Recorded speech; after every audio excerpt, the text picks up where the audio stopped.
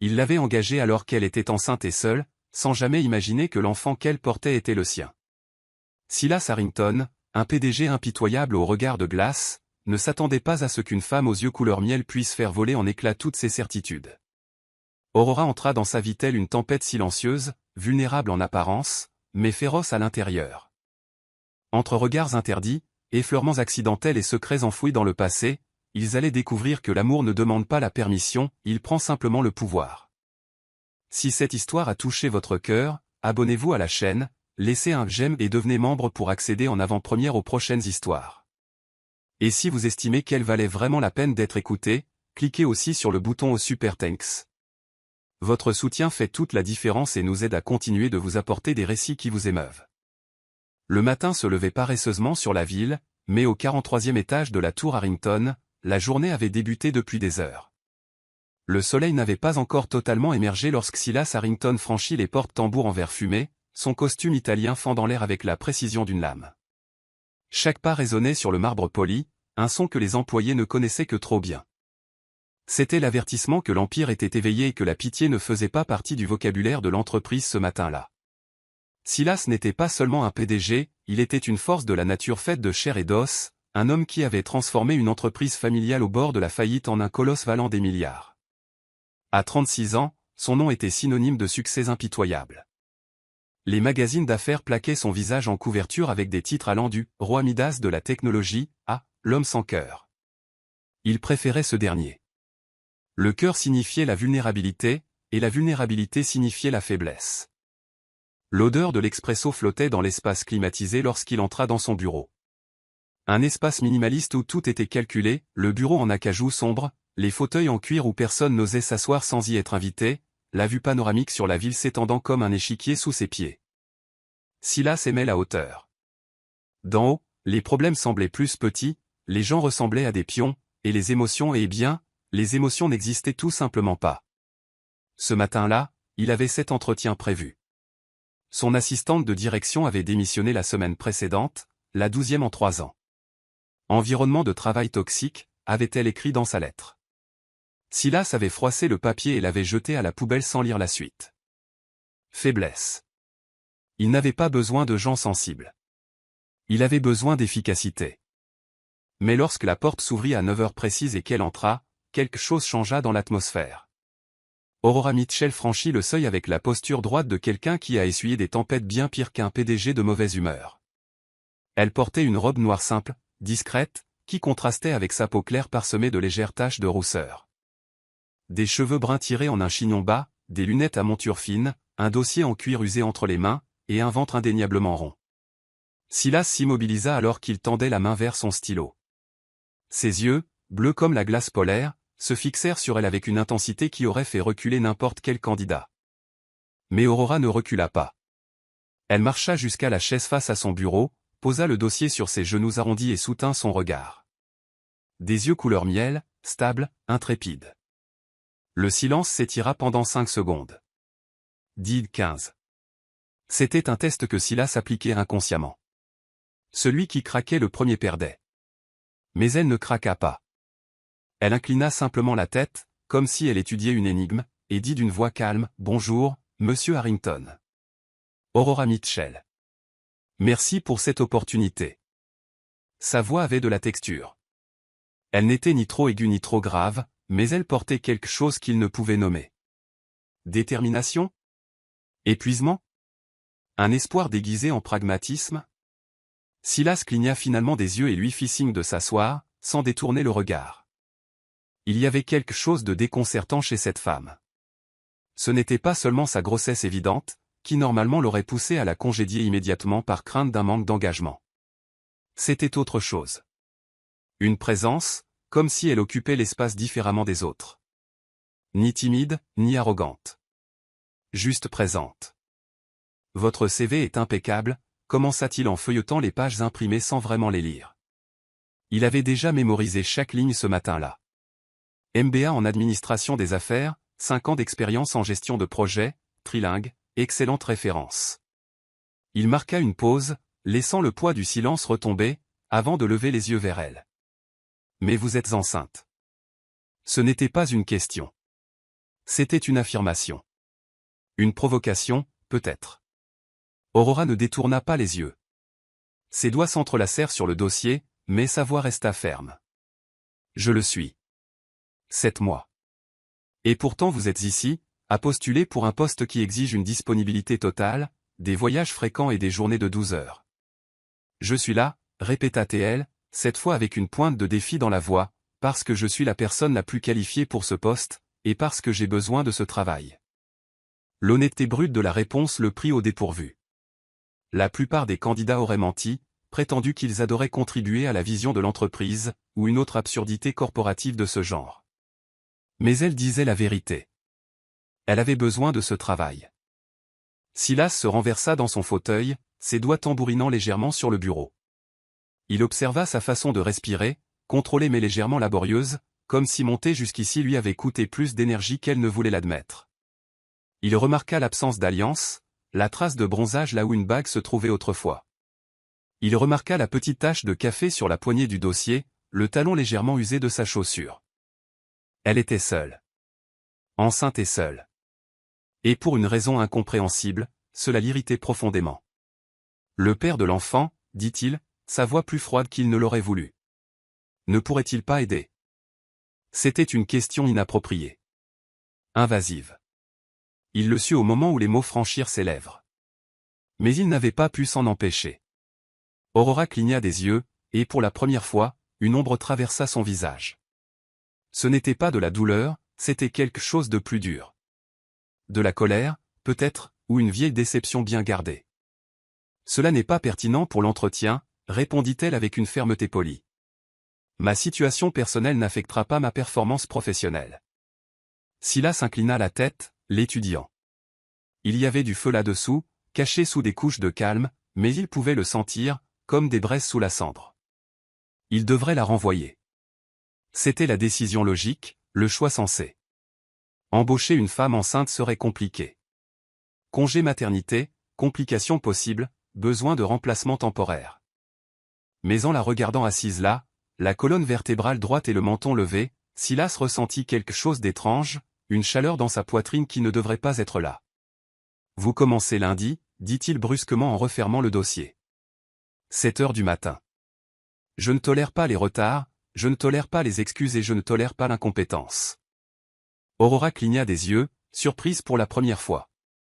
Un petit sourire effleura ses lèvres, non pas de soulagement, mais d'une victoire contenue. Je ne vous donnerai aucune raison pour ces 3 choses, monsieur Harrington. Elle se leva et tendit la main. Silas regarda cette main, délicate mais aux ongles courts et pratiques, avant de la serrer. Le contact fut bref, mais il le sentit, la chaleur, la douceur, et un pouls rapide battant contre ses doigts. Lorsqu'elle partit, son parfum persista, quelque chose de doux, d'agrumes avec une note de vanille, rien de cher ou de voyant, juste réel. Silas resta assis, fixant la porte close. Sa poitrine était serrée, et il n'aimait pas cette sensation. Le lundi arriva avec le poids d'une sentence. Aurora se réveilla avant que le réveil ne sonne, le cœur battant déjà la chamade, les mains tremblant légèrement en préparant le café. Son appartement était petit, un studio au 10e étage d'un vieil immeuble où l'ascenseur tombait en panne 3 fois par semaine et où le chauffage émettait des bruits étranges durant la nuit. Mais c'était chez elle où ce le serait, jusqu'à ce qu'elle puisse payer les 3 mois de loyer en retard. Elle regarda son reflet dans le miroir embué de la salle de bain. Des cernes profonds sous ses yeux couleur miel, son visage plus mince qu'il ne devrait l'être à 7 mois de grossesse. Le médecin l'avait mise en garde contre le stress, sur la nécessité de se reposer. Mais le repos était un luxe qu'elle ne pouvait s'offrir. La robe bleu marine qu'elle choisit dissimulait raisonnablement son ventre, mais pas assez. Rien ne le cachait assez. Elle tira ses cheveux en arrière à nouveau dans un chignon impeccable, appliqua un peu d'anticerne et prit une profonde inspiration. « Tu peux le faire », se murmura-t-elle, la main posée sur son ventre où le bébé bougeait légèrement. « Nous pouvons le faire. » À 6h45, elle franchit les portes tambours de la tour Harrington. L'agent de sécurité la reconnut, hocha la tête, et elle ressentit un étrange éclair d'appartenance, l'impression de faire partie de quelque chose de plus grand que ses factures impayées et ses nuits sans sommeil.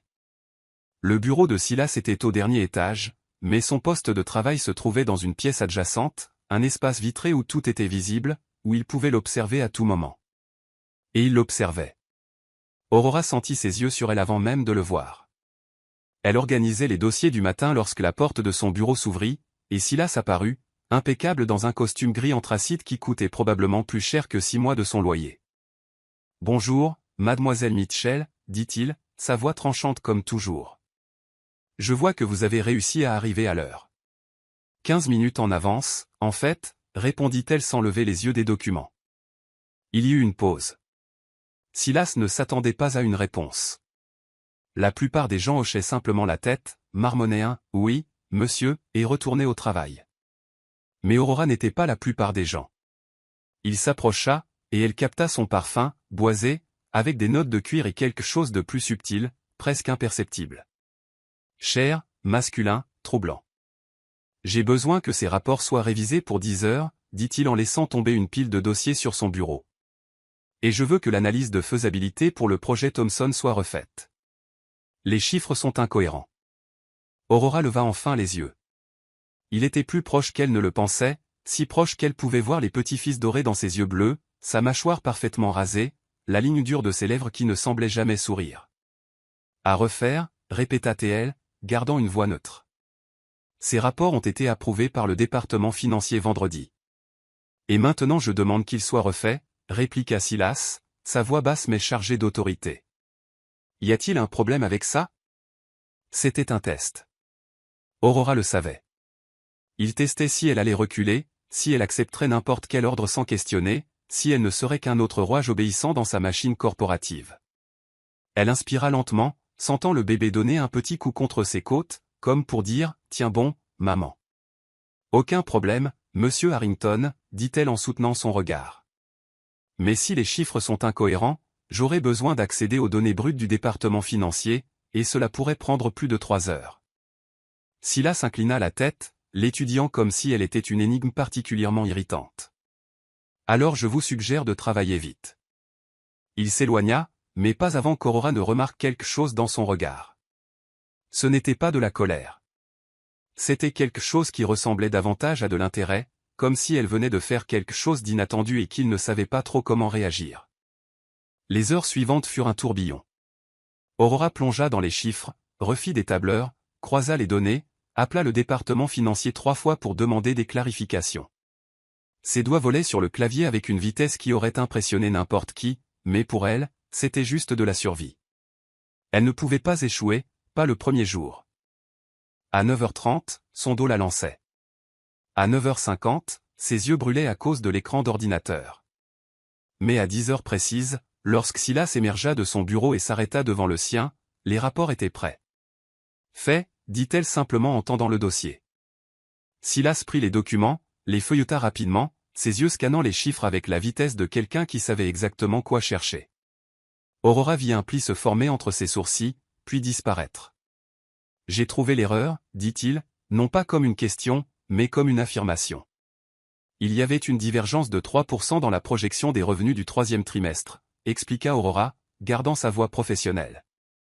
Le département financier a utilisé le taux de change de janvier, mais le taux a changé en février. J'ai corrigé les calculs avec le taux actuel. Silas leva les yeux des papiers et la fixa. Il y avait quelque chose de différent dans son regard maintenant.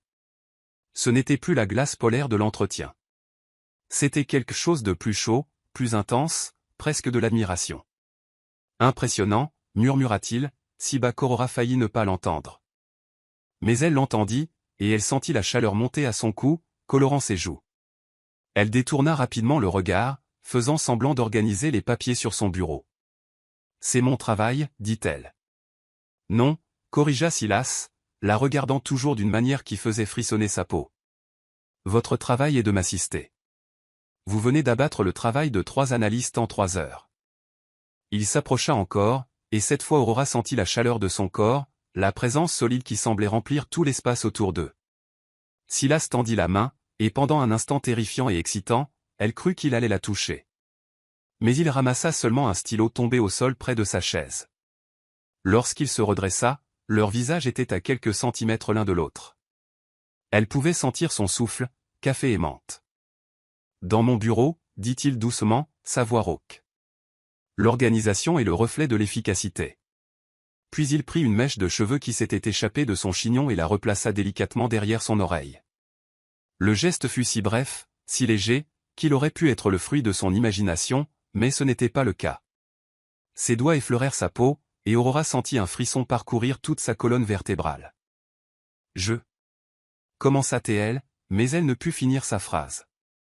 Silas s'écarta, retournant dans son bureau comme si de rien n'était. Mais lorsqu'il atteignit la porte, il s'arrêta et regarda par-dessus son épaule. « Bon travail, mademoiselle Mitchell. » Et pour la première fois depuis son entrée dans ce bâtiment, Aurora vit quelque chose qui ressemblait presque à un sourire toucher les coins de cette bouche sérieuse. Elle resta assise, le cœur battant irrégulièrement, sa peau picotant encore là où il l'avait touchée. Ses mains tremblaient légèrement lorsqu'elle recommença à taper, mais ce n'était ni de peur ni d'épuisement. C'était quelque chose de bien plus dangereux que cela. Les semaines suivantes se déroulèrent comme une danse périlleuse, 2 pas en avant, 1 pas en arrière, toujours au bord de quelque chose qu'aucun des deux n'osait nommer. Aurora devint indispensable. Elle réorganisa le système d'archivage chaotique que personne ne parvenait à déchiffrer, fluidifia des processus bloqués depuis des mois et détecta des failles dans des contrats qui auraient pu coûter des millions à l'entreprise. Silas ne la félicitait jamais ouvertement. Ce n'était pas son genre. Mais elle le remarquait dans les petites choses. La tasse de thé au gingembre qui apparaissait sur son bureau chaque matin, bon pour les nausées, disait la note non signée, les ajustements subtils de sa charge de travail lorsqu'il la voyait plus fatiguée, la façon dont ses yeux la cherchaient instinctivement dès qu'il entrait dans le bureau. Et elle l'observait aussi. Elle ne pouvait pas s'en empêcher. Silas Harrington était une étude de contradiction, impitoyable en réunion, capable de détruire la carrière de quelqu'un en 3 phrases bien placées, mais elle l'avait vu, à travers la porte entr'ouverte, consoler un jeune employé qui avait commis une grave erreur. Les erreurs arrivent, avait-il dit, sa voix étonnamment douce. Ce qui compte, c'est comment vous les réparez. Il travaillait tard chaque soir, souvent jusqu'à 10, 11 heures. Aurora découvrit qu'il dormait peu, mangeait encore moins, et portait un poids invisible sur ses épaules qu'aucun succès ne semblait alléger. Un jeudi pluvieux, tout changea d'intensité. Aurora était aux archives, au sous-sol, cherchant de vieux contrats dont Silas avait besoin pour une réunion importante. L'espace était exigu, éclairé par des néons qui grésillaient de manière agaçante, et l'odeur de vieux papier moisi emplissait l'air. Elle s'étira pour atteindre un dossier sur l'étagère la plus haute, sentant un pincement dans son dos, mais déterminée à ne pas demander d'aide. « Que faites-vous ici » La voix grave de Silas la fit sursauter. Elle se tourna trop vite, perdit l'équilibre et serait tombée si ses mains ne l'avaient pas rattrapée par les bras, ferme et chaude à travers le tissu fin de son chemisier. Les contrats de la fusion de 2019, expliqua-t-elle, le souffle court, très consciente de leur proximité, de la chaleur de son corps, de la façon dont ses doigts agrippaient encore ses bras même après que le danger de la chute fut passé. Vous auriez dû envoyer quelqu'un chercher ça, dit Silas, la voix tendue. Ses yeux bleus la parcouraient, non pas avec désir, pas encore, mais avec quelque chose qui ressemblait à de l'inquiétude. Vous êtes enceinte de 8 mois, Aurora. Vous ne devriez pas vous étirer vers des étagères hautes dans un sous-sol. C'était la première fois qu'il l'appelait par son prénom. Le son de ce nom venant de ses lèvres fit quelque chose d'étrange au cœur d'Aurora. Elle déglutit difficilement, très consciente de la proximité de leur visage, de ses mains qui la tenaient toujours, de leur corps qui se touchaient presque dans cet espace étroit entre les étagères. « Je peux prendre soin de moi, dit-elle, mais sa voix sortit plus faible qu'elle ne le voulait. « Je sais, répondit doucement Silas. Ses pouces traçaient des cercles inconscients sur ses bras, un geste si petit et intime qu'Aurora sentit son estomac se nouer. Mais vous ne devriez pas avoir à le faire. Pas seul. Il y avait quelque chose dans ses yeux maintenant, une vulnérabilité qu'elle n'avait jamais vue auparavant, comme s'il disait plus que ce que les mots permettaient. Aurora ouvrit la bouche pour répondre, mais aucun son ne sortit. Le bébé choisit ce moment pour donner un coup, fort, et elle fit une petite grimace involontaire. « Qu'est-ce qu'il y a » demanda immédiatement Silas, l'inquiétude aiguisant sa voix. « Vous allez bien ? C'est le bébé ? » « Tout va bien, » l'assura Aurora, une main allant instinctivement vers son ventre. « Il donne juste. » Des coups. Beaucoup. Quelque chose passa sur le visage de Silas. Curiosité, fascination, et autre chose qu'elle ne pouvait identifier. Il regarda sa main sur son ventre, puis revint à son visage. « Il » demanda-t-il doucement. « Je ne sais pas encore, admit Aurora, un petit sourire touchant ses lèvres. Mais j'ai l'impression que c'est un garçon. Une mère sait ces choses-là. Le silence qui suivit fut épais, chargé. Silas ne l'avait toujours pas lâché, et Aurora ne fit aucun geste pour s'éloigner. C'était comme s'ils étaient tous deux piégés dans un instant suspendu dans le temps, où les règles normales ne s'appliquaient pas. Puis il la lâcha brusquement, reculant et s'éclaircissant la gorge. « Je vais prendre les contrats, dit-il, sa voix retrouvant son ton professionnel, mais il y avait une raucité qui n'y était pas auparavant. Vous, retournez là-haut. Maintenant. Ce n'était pas une demande. C'était un ordre. Mais il y avait de la sollicitude dedans. Aurora hocha la tête, tremblant encore légèrement, et se dirigea vers la sortie. Mais lorsqu'elle atteignit la porte, elle ne put résister. Elle regarda en arrière. Silas lui tournait le dos, attrapant le dossier qu'elle n'avait pas pu atteindre, mais sa posture était tendue, ses épaules rigides, comme si lui aussi luttait contre quelque chose. Les jours suivants furent une torture silencieuse. Silas commença à agir bizarrement ou du moins bizarrement pour lui. Il passait plus de temps près de son bureau, inventant des excuses pour vérifier des documents qu'il aurait parfaitement pu examiner seul. Il apportait du café et décaféiné, précisait-il, meilleur pour la grossesse, demandait si elle avait déjeuné, ajustait la température de la climatisation sans qu'elle le demande. Et il y avait les regards, Dieu, les regards. Aurora les sentait constamment, quand elle était concentrée sur un tableur, quand elle répondait au téléphone, quand elle existait simplement dans le même espace que lui. Les yeux bleus de Silas la suivaient comme si elle était une énigme qu'il avait désespérément besoin de résoudre. Un mardi, lors d'une réunion avec des investisseurs, elle réalisa qu'il ne prêtait pas attention à la présentation. Il la regardait à travers la vitre de la salle de conférence, et lorsque leurs yeux se croisèrent, il ne détourna pas le regard. Il continua simplement de la regarder avec une intensité qui fit monter la chaleur à son cou. Aurora fut la première à détourner les yeux, le cœur battant si fort qu'elle était sûre que tout le monde dans la pièce pouvait l'entendre. Le point de rupture fut atteint un vendredi après-midi. Aurora sortait de l'ascenseur lorsqu'elle tomba sur James, le responsable marketing, un homme charmant au sourire facile qui avait toujours été gentil avec elle. Il retint la porte de l'ascenseur, dit quelque chose de drôle sur le café de la cafétéria, et elle rit, un rire authentique et spontané qui résonna dans le couloir. Lorsqu'elle entra dans le bureau, Silas se tenait dans l'encadrement de sa porte, ses yeux fixés sur elle avec une expression qu'elle n'avait jamais vue. Ce n'était pas de la colère. C'était plus sombre, plus primal. De la jalousie. « Mademoiselle Mitchell, dit-il, sa voix dangereusement calme. Dans mon bureau. Maintenant. » Aurora sentit tous les regards se tourner vers elle alors qu'elle traversait l'open space. Elle entra dans le bureau, et Silas referma la porte derrière elle avec un clic doux qui résonna comme un coup de tonnerre. Il ne dit rien pendant un long moment. Il resta juste là, les mains dans les poches, la mâchoire tendue, la regardant comme s'il menait une guerre intérieure. « Vous et James semblaient proche, finit-il par dire. Aurora cligna des yeux, confuse. James? C'est juste un collègue. Poli. Poli, répéta Silas, comme si le mot avait un goût amer. Il fit un pas vers elle, puis un autre, jusqu'à ce qu'il soit très proche. Il vous regardait comme si c'était bien plus que de la simple politesse. Et cela vous dérange? Les mots sortirent avant qu'Aurora ne puisse les arrêter. Défiant, direct. Silas s'immobilisa complètement. Puis, lentement, il leva la main vers son visage, non pas durement, mais avec une douceur qui chassa l'air de ses poumons. « Vous devez arrêter d'être une distraction, murmura-t-il, la voix rauque. Aurora ne recula pas. Au lieu de cela, elle soutint son regard, sentant l'électricité pulser entre eux. « Alors arrêtez de me regarder comme ça, chuchota-t-elle en retour. Le silence qui suivit fut assourdissant.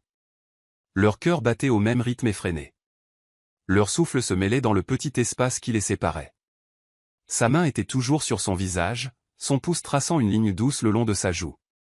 Pendant un instant infini, Aurora crut qu'il allait l'embrasser. Mais alors, comme s'il se réveillait d'une transe, Silas s'écarta brusquement, passant sa main dans ses cheveux dans un geste de frustration. « Vous pouvez disposer, » dit-il en se tournant vers la fenêtre, le dos tendu. Aurora resta là une seconde de plus, le cœur encore battant, avant de sortir silencieusement. Mais lorsque la porte se referma, elle s'appuya contre le battant un instant, la main sur la poitrine, essayant de calmer sa respiration. quelque chose avait changé de manière irréversible entre eux, et ils le savaient tous les deux. Le lundi arriva avec un ciel gris et lourd, annonciateur d'orage. Aurora se réveilla avec un mal de dos et une sensation d'épuisement qui dépassait le physique. Le bébé avait passé la nuit entière à donner des coups, comme s'il dansait en elle, et le sommeil avait été rare et fragmenté. Mais elle ne pouvait pas manquer le travail. Pas maintenant, alors que Silas était sur le point de conclure la plus grosse affaire de l'année, l'acquisition de Meridian Tech, un projet en préparation depuis des mois. Elle arriva au bureau à cette heure précise, comme toujours, mais ses mouvements étaient plus lents. Elle monta les 43 étages en essayant d'ignorer le vertige qui pulsait à ses tempes, la sensation que le sol tanguait légèrement sous ses pieds. Silas était déjà là, naturellement. Il l'était toujours. Lorsqu'Aurora entra, il leva les yeux de ses documents et fronça immédiatement les sourcils. C'était un regard qu'elle connaissait déjà, celui qui disait qu'il analysait, cataloguait, calculait. « Vous n'allez pas bien » dit-il. Ce n'était pas une question. « Je vais bien » mentit Aurora en organisant son bureau avec des mains légèrement tremblantes. Juste une mauvaise nuit de sommeil. Silas se leva, contourna son bureau et s'arrêta à l'entrée vitrée qui séparait les deux espaces. Il l'observa un long moment, ses yeux bleus scannant son visage comme s'il lisait un rapport médical invisible. « À quand remonte votre dernier vrai repas ?» Aurora cligna des yeux, prise au dépourvu par la question.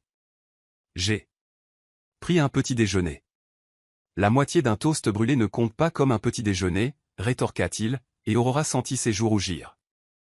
Comment savait-il cela? Je fais monter quelque chose du restaurant du rez-de-chaussée. Vous n'avez pas besoin d'eux. Ce n'était pas une suggestion, Aurora. La façon dont il prononçait son prénom la troublait encore. Il y avait une intimité là-dedans, une familiarité qui ne devrait pas exister entre un patron et son employé, mais qui existait pourtant, grandissant silencieusement comme du lierre entre les briques d'un mur qu'ils essayaient tous deux de maintenir debout. 20 minutes plus tard, un plateau apparut sur son bureau. Toast complet, œufs brouillés, fruits frais, jus d'orange pressé. Aurora regarda la nourriture, puis la porte fermée du bureau de Silas, sentant quelque chose de chaud et dangereux s'étendre dans sa poitrine. Elle mangea parce que refuser serait idiot, et parce qu'au fond, c'était réconfortant de savoir que quelqu'un se souciait d'elle. Même si ce quelqu'un était un PDG impitoyable qui ne devrait pas prêter attention à des choses comme ses habitudes alimentaires. La matinée avança à un rythme effréné. L'équipe juridique avait besoin de documents, les investisseurs appelaient toutes les demi-heures, et Silas était de plus en plus tendu. Aurora pouvait voir la raideur dans ses épaules, la ligne dure de sa mâchoire, la façon dont il se frottait la nuque quand personne ne regardait. À 14 heures, il annonça qu'il devait visiter le chantier du nouveau siège de Meridian, une inspection de dernière minute avant la signature du contrat. Il voulait qu'Aurora l'accompagne pour prendre des notes et coordonner la communication avec les avocats. Ne serait-il pas mieux d'emmener Marcus? Suggéra Aurora, faisant référence à l'assistant junior. Il connaît mieux les détails techniques de la construction. Je vous veux vous, dit simplement Silas en attrapant son manteau. Vous comprenez ce dont j'ai besoin avant même que je ne le demande. Il y avait de la vérité dans ces mots, mais il y avait aussi autre chose, un non-dit qui flottait entre eux comme de la fumée. Le trajet se fit dans un silence tendu. Silas conduisait sa propre voiture, une Mercedes noire impeccable, avec la précision de quelqu'un qui contrôlait tout autour de lui. Aurora regardait le paysage urbain laisser place à des terrains vagues et des structures en béton inachevées, essayant d'ignorer la douleur croissante dans son dos, la pression étrange dans son ventre. Le chantier était immense. Des grues s'élevaient contre le ciel orageux comme des géants de métal, et l'odeur du ciment frais se mêlait à celle de la terre mouillée. Des hommes en casque de chantier bougeaient d'un côté à l'autre, et le bruit des machines créait une symphonie industrielle. Silas marchait d'un pas ferme, parlant à l'ingénieur en chef, vérifiant les plans, posant des questions techniques. Aurora le suivait, notant tout sur sa tablette, mais à chaque minute qui passait, elle se sentait plus mal. La douleur dans son dos irradiait maintenant vers l'avant, et il y avait une pression dans le bas de son ventre qui n'était pas là le matin. « Mademoiselle Mitchell, que pensez-vous de cette modification structurelle » demanda l'ingénieur en montrant quelque chose sur le plan. Aurora ouvrit la bouche pour répondre, mais les mots ne vinrent pas. Au lieu de cela, le monde bascula violemment sur le côté. Ses jambes se dérobèrent, la tablette glissa de ses mains, et elle sentit le sol s'approcher au ralenti. Mais le sol n'arriva jamais. Des bras puissants la rattrapèrent, la tirant contre un torse solide. L'odeur boisée de Silas l'enveloppa alors qu'il la soulevait dans ses bras sans effort apparent, comme si elle ne pesait rien. Aurora. Sa voix était chargée de panique, une émotion qu'elle n'avait jamais entendue chez lui auparavant. Aurora, tu m'entends? Elle essaya de répondre, mais tout était flou. Des voix criaient autour d'eux, des pas couraient, et puis il y eut le son d'une ambulance au loin. Appelez une ambulance, tout de suite. Rugit Silas à quelqu'un, sa voix fendant l'air comme un fouet. Aurora sentit qu'on la déposait sur quelque chose de mou, le siège arrière d'une voiture, peut-être. Des doigts fermes mais d'où vérifier son pouls, écartaient les cheveux de son visage. Reste avec moi, chuchota Silas, et il y avait quelque chose de brisé dans sa voix. S'il te plaît, Aurora, reste avec moi. Elle força ses yeux à s'ouvrir. Son visage était à quelques centimètres du sien, et ce qu'elle y vit la choqua. De la peur. Une peur pure, brute. Les yeux bleus, normalement glacés, étaient assombris par l'inquiétude, et ses mains tremblaient légèrement là où elle tenait les siennes. Le bébé, réussit-elle à murmurer. Vous allez à l'hôpital, dit-il fermement. Vous allez bien aller tous les deux, je te le promets. L'ambulance arriva en quelques minutes qui semblèrent durer des heures. Les ambulanciers l'examinèrent rapidement, posèrent des questions, vérifièrent le rythme cardiaque du bébé. Silas répondit pour elle quand Aurora ne le pouvait pas, donnant des informations qu'il ne devrait pas connaître. Semaine de gestation, nom du médecin, antécédent de tension basse. Il avait prêté attention à tout. « Monsieur, êtes-vous le père ?» demanda l'un des ambulanciers alors qu'il préparait le brancard. Il y eut une pause infinitésimale. Silas regarda Aurora, ses yeux rencontrant les siens, et quelque chose passa entre eux, une vérité non dite, un désir secret. « Oui », mentit-il sans hésitation. « Je le suis. » Et puis il monta dans l'ambulance avec elle, tenant sa main alors que les portes se fermaient et que les sirènes commençaient à hurler. À l'hôpital, Silas ne quitta pas son chevet. Il resta là pendant que les médecins l'examinaient, pendant qu'ils branchaient des moniteurs, pendant qu'ils expliquaient qu'il s'agissait d'un épuisement sévère combiné à une déshydratation et au stress. Le bébé allait bien, dirent-ils, mais Aurora avait besoin d'un repos absolu.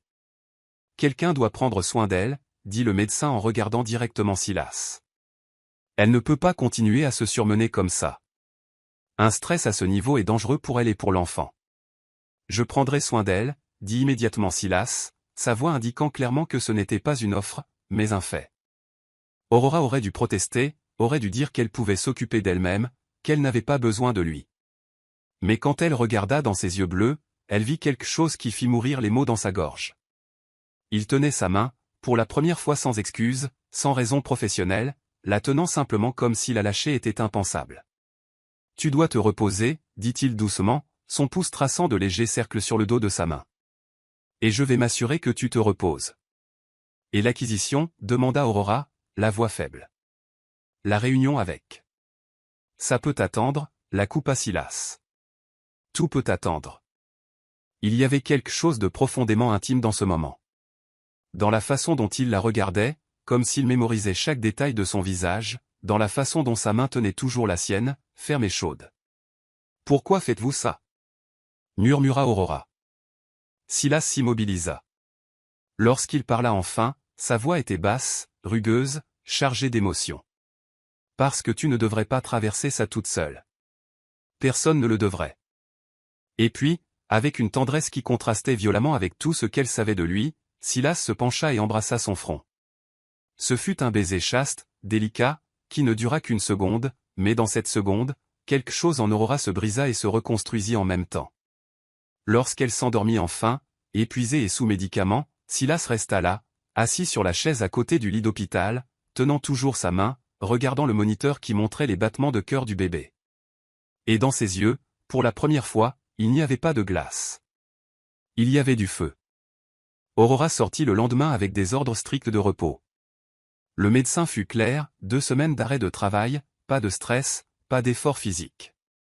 Elle hocha la tête, mais son esprit calculait déjà comment elle paierait le loyer en retard sans ses semaines de salaire. Silas avait disparu durant la matinée. Réunions urgentes qui ne pouvaient plus attendre, expliqua l'infirmière. Mais lorsqu'Aurora signait les papiers de sortie, il apparut dans l'encadrement de la porte, impeccable comme toujours, mais avec des cernes trahissant une nuit blanche. « Prête ?» demanda-t-il en prenant le petit sac qu'elle avait apporté. Pour rentrer chez moi, oui, répondit Aurora en se levant du lit. Ses jambes étaient encore faibles, mais elle refusait de montrer sa faiblesse. Silas la regarda avec ce regard pénétrant qui semblait voir à travers toutes ses défenses. « Ce n'est pas chez vous que vous allez. » Aurora se figea. « Comment ça ? Vous avez besoin de soins, dit-il calmement, comme s'il discutait d'une clause de contrat, et votre appartement n'offre pas les conditions adéquates pour votre rétablissement. Vous êtes allé à mon appartement ? Aurora sentit l'indignation et l'embarras se mêler dans sa poitrine. J'ai envoyé quelqu'un vérifier, admit Silas sans remords. 4e étage, pas d'ascenseur fonctionnel, chauffage médiocre, et le réfrigérateur pratiquement vide. Vous allez rester chez moi jusqu'à ce que vous soyez complètement rétabli. Non, dit fermement Aurora en croisant les bras sur son ventre proéminent. J'apprécie l'inquiétude, mais je peux m'occuper de moi-même. Vraiment ? La voix de Silas gagna un tranchant acéré. Comme vous preniez soin de vous quand vous vous êtes évanoui hier ? À quand remonte votre dernier repas complet ? Quand avez-vous dormi une nuit entière sans vous soucier des factures ? Les mots étaient durs, mais il y avait quelque chose en dessous de la peur peut-être, ou quelque chose de plus profond. Ce n'est pas votre responsabilité, dit Aurora, détestant le tremblement dans sa voix. J'en fais ma responsabilité, répliqua Silas en faisant un pas vers elle. Vous travaillez pour moi. Vous vous êtes évanoui sous ma supervision. Le moins que je puisse faire est de m'assurer que vous et votre enfant êtes en sécurité. Il y avait de la logique là-dedans, mais Aurora savait qu'il y avait plus. Elle le voyait dans ses yeux, dans la tension de ses épaules, dans la façon dont ses mains se fermaient et s'ouvraient nerveusement à ses côtés, un geste si humain, si différent du PDG contrôlé qu'elle connaissait. Pour une semaine, finit-elle par céder, trop épuisée pour continuer à se battre. Juste le temps que je récupère. Silas hocha la tête, mais il y avait quelque chose dans son regard qui disait qu'une semaine ne suffirait pas. La maison de Silas n'était pas juste une maison, c'était une déclaration architecturale. Moderne, minimaliste, avec des murs de verre offrant une vue sur un lac privé à l'arrière. Tout était dans des tons de gris, noir et blanc, avec des touches de bois sombre. Élégant, froid, parfaitement vide de toute trace d'humanité. La chambre d'amis est à l'étage, expliqua Silas en la guidant à travers le hall d'entrée où leurs pas résonnaient sur le sol en marbre. Salle de bain privée, vue sur le jardin. J'ai fait installer des coussins de soutien pour la grossesse et ajuster le matelas. Aurora le regarda, surprise. Vous avez pensé à tout, n'est-ce pas ? Je pense toujours à tout, répondit-il, mais il y avait un ton plus doux dans sa voix. C'est comme ça que je bâtis des empires. Elle rit, un petit son fatigué. Je ne suis pas un empire, Silas. Il s'arrêta au milieu de l'escalier, se tourna vers elle, et l'intensité dans ses yeux lui fit retenir son souffle. Non, convint-il doucement. Vous êtes quelque chose de bien plus compliqué que ça. Les jours suivants furent étrangement domestiques. Une gouvernante nommée Elena préparait des repas nutritifs qui apparaissaient à heures régulières. Aurora se reposait, lisait, marchait dans le jardin quand le soleil était plus doux. Et Silas. Silas était toujours à proximité. Il travaillait de la maison, enfermé dans son bureau la journée, mais apparaissait aux heures des repas. Ils dînaient ensemble à l'immense table de salle à manger, et les conversations commençaient prudemment, travail, nouvelles, trivialités. Mais peu à peu, les murs commencèrent à tomber. Aurora découvrit que Silas aimait le jazz, qu'il jouait du piano bien que jamais devant personne, que son plat préféré était les lasagnes, la recette de sa grand-mère italienne qu'il n'avait jamais connue. Il découvrit qu'Aurora avait peur du noir depuis l'enfance, que son livre préféré était Orgueil et Préjugés, qu'elle rêvait d'avoir une petite maison avec un jardin où elle pourrait faire pousser des tomates. Des tomates, répéta-t-il, un sourcil arqué d'amusement. Des tomates, confirma-t-elle en souriant. Il y a quelque chose de réconfortant à planter quelque chose et à le regarder grandir. Créer la vie. Silas resta silencieux un moment, regardant son ventre où le bébé bougeait. Vous allez être une bonne mère, dit-il doucement. Comment le savez-vous, demanda Aurora, la vulnérabilité s'infiltrant dans sa voix. Parce que vous l'êtes déjà, répondit-il. Et il y avait quelque chose dans ses yeux qui fit s'emballer son cœur. Le vendredi soir, Aurora se réveilla assoiffée. Elle descendit silencieusement, pieds nus, et trouva Silas sur la terrasse, regardant le lac au clair de lune. Il portait seulement un pantalon de survêtement et un t-shirt simple la première fois qu'elle le voyait sans son costume impeccable. Il paraissait plus jeune ainsi, plus humain. Vous ne dormez pas, demanda-t-elle doucement. Il se tourna, surpris mais pas mal à l'aise. Rarement, admit-il. Et vous? Avez-vous besoin de quelque chose? Juste de l'eau, dit Aurora, mais elle ne bougea pas. Il y avait quelque chose de magnétique dans ce moment, dans la façon dont le clair de lune illuminait son profil, dans le silence confortable qui s'était installé entre eux. Silas prit la bouteille qui était à côté de lui et versa un verre, le lui tendant. Leurs doigts se touchèrent brièvement lors du transfert, et tous deux sentirent l'électricité de ce contact. Aurora, commença-t-il, la voix rauque. Je dois te dire quelque chose. Elle attendit, le cœur battant. J'ai fait mener une enquête. Sur le père de ton bébé.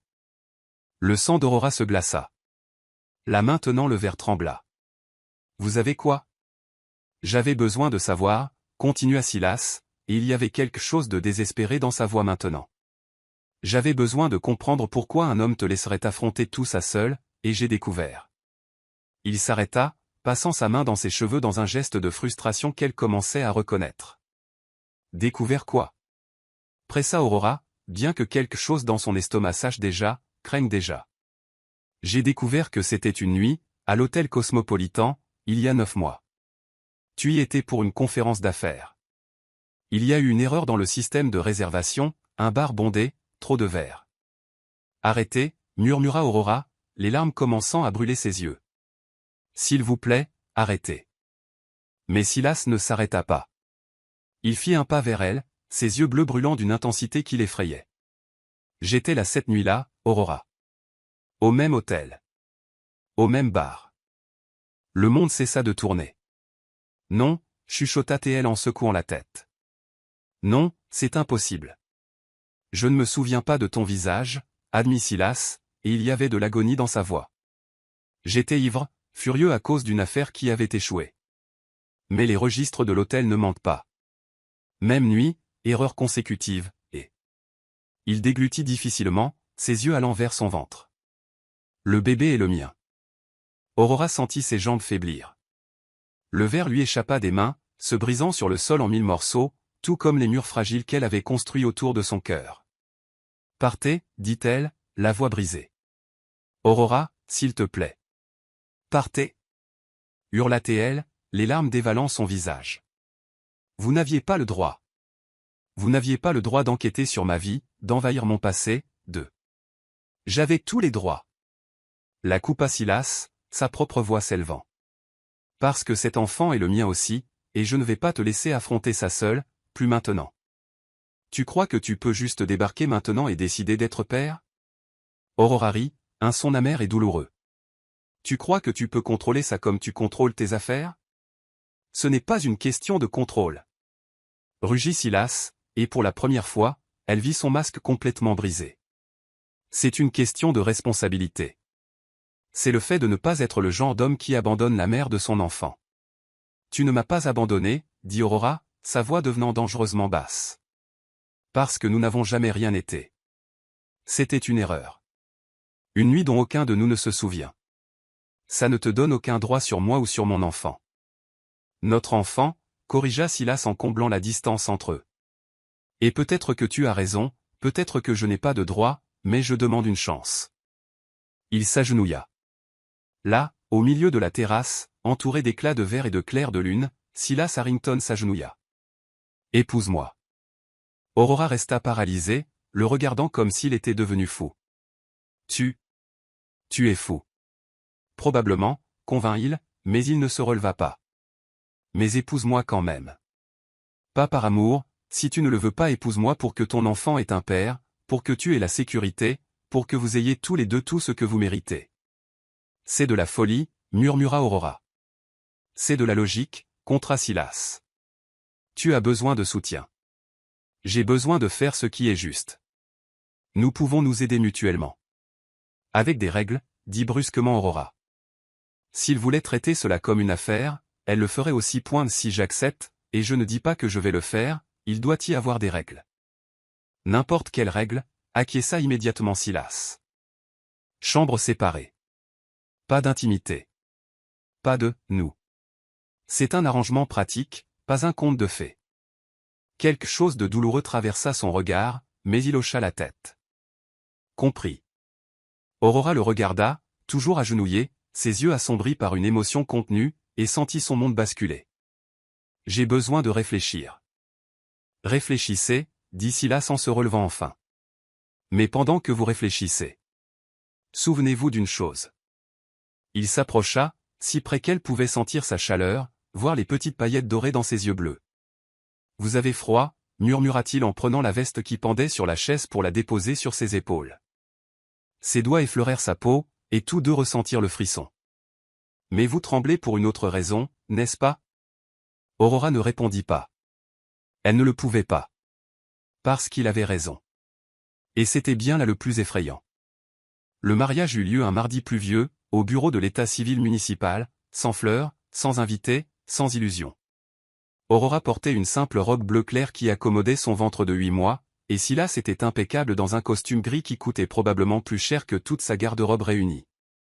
Ils échangèrent des alliances en or blanc froides, pratiques, vides de promesses romantiques. « Prenez-vous cet homme pour légitime époux ?» Aurora regarda Silas, ses yeux bleus qui détenaient tant de secrets, et dit oui, d'une voix qui ne trembla pas. Parce qu'il ne s'agissait pas d'amour. Il s'agissait de survie. De donner à son fils une meilleure chance que celle qu'elle avait eue. Lorsque le juge de paix les déclara mari et femme, Silas ne l'embrassa pas. Il se contenta de lui tenir la main un instant, une pression ferme, presque réconfortante avant de la relâcher pour signer les documents. Sa maison, leur maison désormais, se corrigea mentalement. Aurora était prête à la recevoir de façon permanente. La chambre d'amis où elle avait séjourné durant sa convalescence devint officiellement la sienne.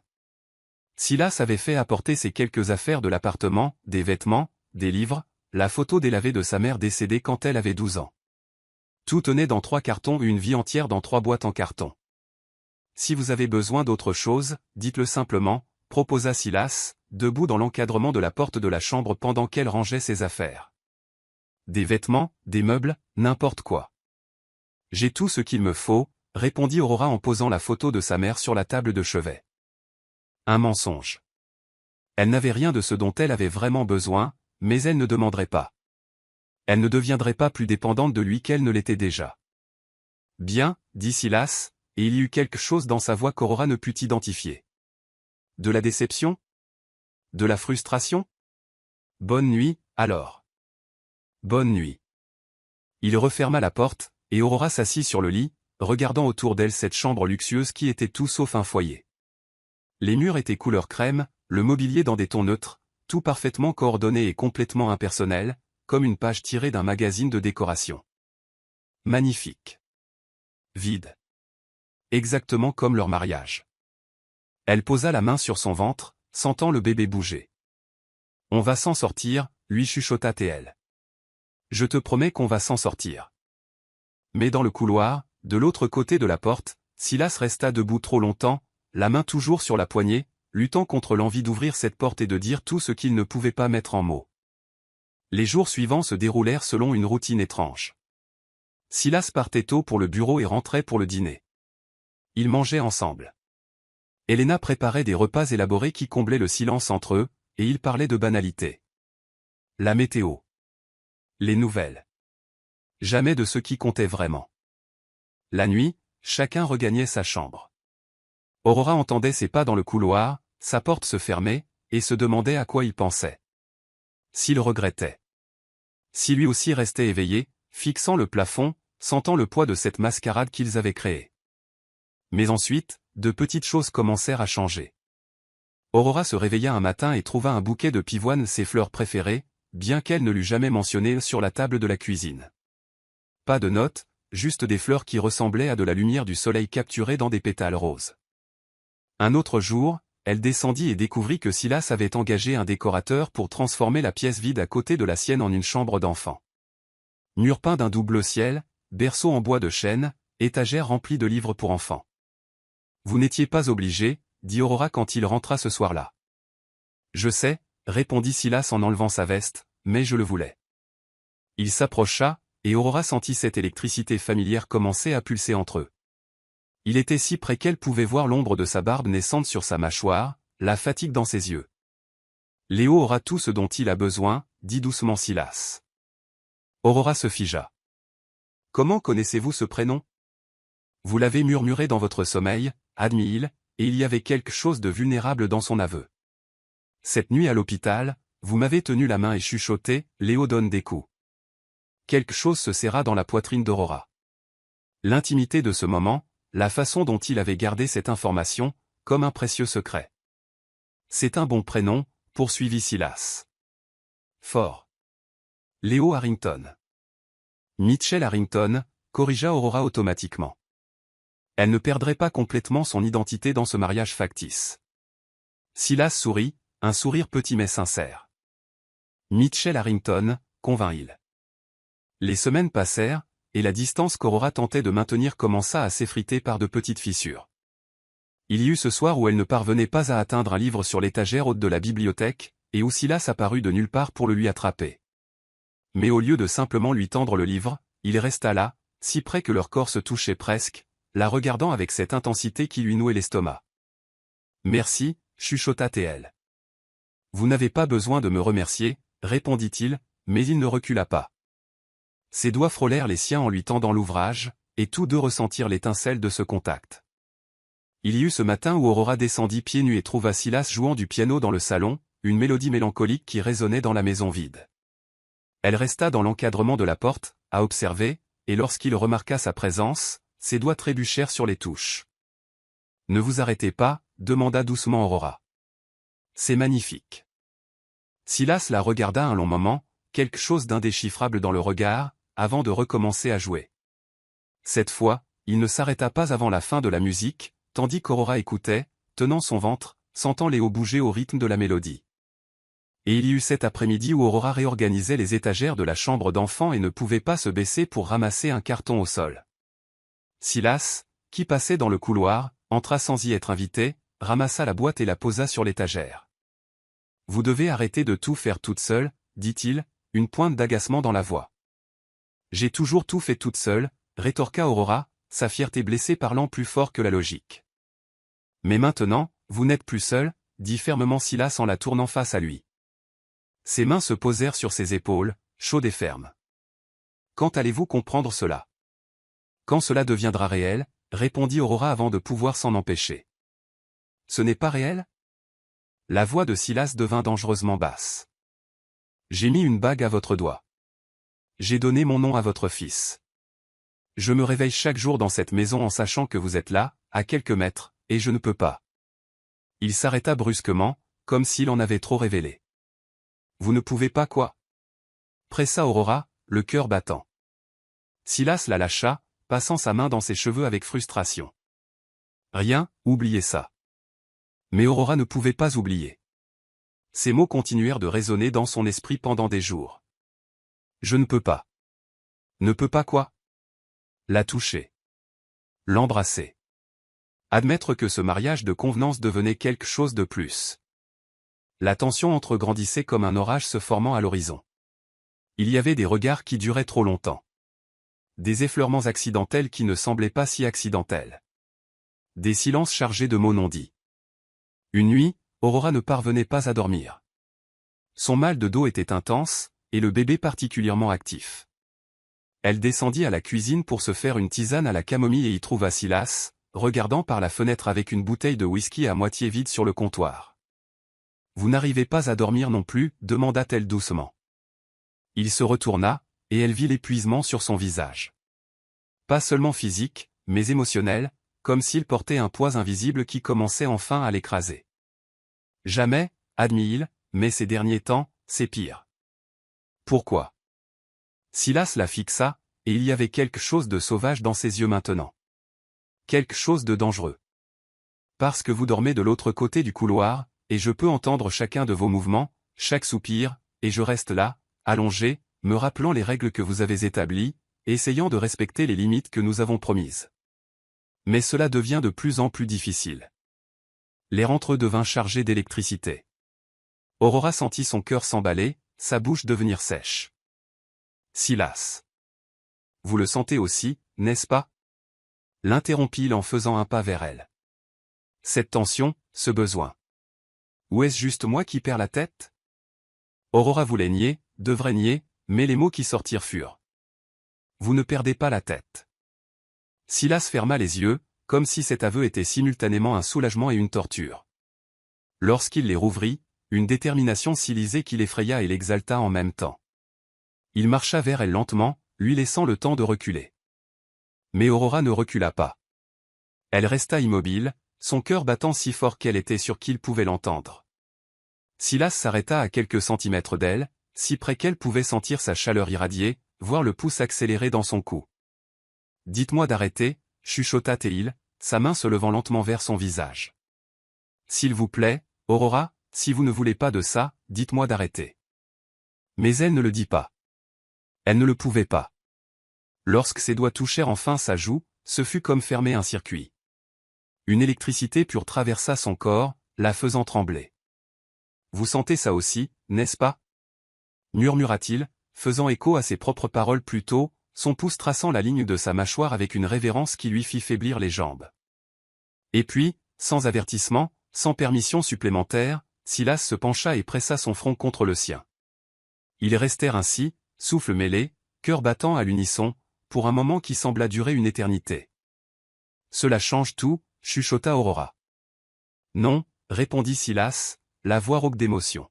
« Cela révèle juste ce qui a toujours été là. » Et dans cette cuisine silencieuse, baignée seulement par le clair de lune, avec un ventre énorme entre eux et un mariage factice légalement documenté, Aurora et Silas cessèrent enfin de se mentir à eux-mêmes. Les murs qu'ils avaient construits tombaient, et tous deux savaient qu'il n'y avait pas de retour en arrière possible. L'aube arriva silencieusement, mais pour Aurora, le silence était assourdissant. Elle se réveilla en sursaut, le cœur battant, le souffle bloqué dans la gorge, le cauchemar pulsant encore dans son esprit des fragments déformés de solitude, d'impuissance, de réveil dans une chambre d'hôpital vide, tenant un bébé qui pleurait inconsolablement. Elle était seule dans le rêve, complètement seule. Ses mains tremblaient alors qu'elle allumait la lampe de chevet. La lumière douce illumina la chambre impeccable, les murs crème, la fenêtre où la lune déversait son éclat argenté. Tout était à sa place, tout allait bien, mais sa poitrine lui faisait encore mal de ce sentiment d'abandon que le rêve avait laissé derrière lui. Elle regarda la porte fermée de la chambre. De l'autre côté du couloir, Silas dormait, ou du moins devrait dormir. Depuis cette nuit dans la cuisine, depuis ce moment où il avait pressé son front contre le sien et admis ressentir la même tension, quelque chose avait changé de manière irréversible entre eux. Ils maintenaient toujours les règles, dormaient toujours dans des chambres séparées, mais la distance semblait désormais artificielle. Ils la soutenaient tous deux par pur orgueil. Aurora se rallongea, ferma les yeux, mais le poids du rêve persistait. La solitude. C'était ce qui l'avait hanté depuis toujours. La fille qui avait perdu sa mère à 12 ans, la femme qui s'était réveillée dans un lit d'hôtel sans se souvenir du visage de l'homme qui l'avait touchée, la future mère qui ferait face à l'accouchement sans personne pour lui tenir la main. Sauf que maintenant, il y avait quelqu'un. Mais pour combien de temps ? Combien de temps Silas resterait-il ? Était-ce réel ou juste une autre illusion temporaire ? Les larmes vinrent avant qu'elle ne puisse les arrêter, silencieuses, chaudes, coulant du coin de ses yeux et mouillant l'oreiller. Elle essaya d'étouffer ses sanglots, de couvrir sa bouche de sa main, mais les pleurs venaient d'un endroit trop profond pour être contenus. Et puis, on frappa doucement à la porte. « Aurora ?» La voix de Silas était basse, inquiète. « Est-ce que ça va ?» Elle essuya rapidement son visage, essayant de composer sa voix. « Je vais bien. Juste un cauchemar. Rendormez-vous. » Il y eut une pause de l'autre côté. Puis, au lieu de pas s'éloignant, elle entendit la poignée tourner. La porte s'ouvrit lentement, et Silas apparut, vêtu seulement d'un pantalon de survêtement gris et d'un t-shirt blanc qui accentuait ses larges épaules. Ses cheveux étaient légèrement en désordre, ses yeux alertes même dans la pénombre. « Vous pleuriez » dit-il. Ce n'était pas une question.